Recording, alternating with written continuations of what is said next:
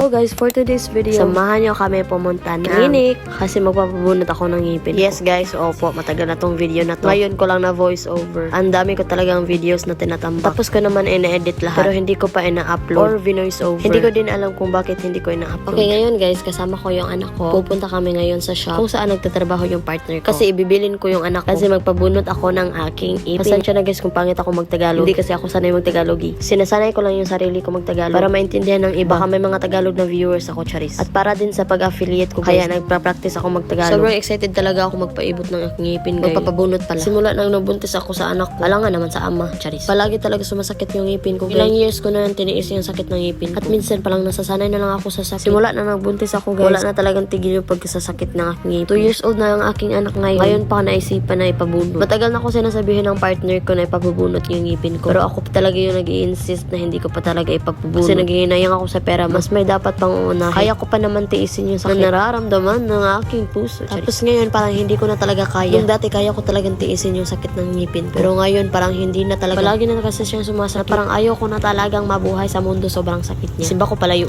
Tapos yung nag-decide na ako magpabunot ng ngipin. Palaging close yung clinic. Sobrang excited ko ba naman sana magpabunot. Pero this time, sinabi ko talaga sa sarili ko, kung close pa din pagdating ko doon, hindi na talaga ako mapabunot. Titiisin na lang sa burikat. Pagkatapos ko dito, binilin yung anak. Dali-dali din ako pumunta doon sa clinic. Tapos pagpunta ko doon, close. Burikat. Pero akala ko lang pala nasarado sila. Babalik na sana ako sa shop. Pero nakita ko nung dalawang may-ari. Nakasabay nila ako sa labas. Tinanong nila ako saan ako pupunta. Sabi ko dito, papabunot sana ako ng ngipin. Tapos nakakatawa talaga yung assistant niya. Tinanong ba naman ako, ano ginagawa mo dito? Nawindang ang burikat? Pero parang sakto naman yung siguro yung tanong niya. Na-misinterpret ko lang, charis. Tapos na pala ako bunutan yan, guys. Ang mura lang nang nabayaran ko. Sa dalawang ngipin, 1.6 lang yung nabayaran ko dyan. Hindi ko alam kung mura ba. Kasi sa iba yung mga nakikita ko. Isang bunot ng ngipin, 1K na. Tapos isa lang sana yung pabunot ko ng ngipin. Pero sabi ni Doc, need ko din daw yun ipabunot yung isa kong ngipin. Kasi masyadong bulok na yun. Sabi ko, bakit bugo yung ngipin ko? Charis. At ayan, chika-cheka lang kami ng partner ko kung ano nangyari sa aking buhay dun sa clinic. Hindi ko pa naman ngayon nag-feel yung sakit. Kasi meron pang anesthesia. Kaya okay pa ako dyan. Nagstay lang muna kami dito sa shop. Pero maya-maya umuwi na din kami sa bahay. Tapos pag uwi namin, nagkagat-kagat na lang ako ng ice para hindi ko ma-feel yung sakit. Overall, wala naman ako nararamdaman. Ang dali lang din na okay yung gums ko. Tapos mabilis lang din siya nag-close. Kaya ayun lang guys. Thanks for watching. Please follow, like, and share. Buyers!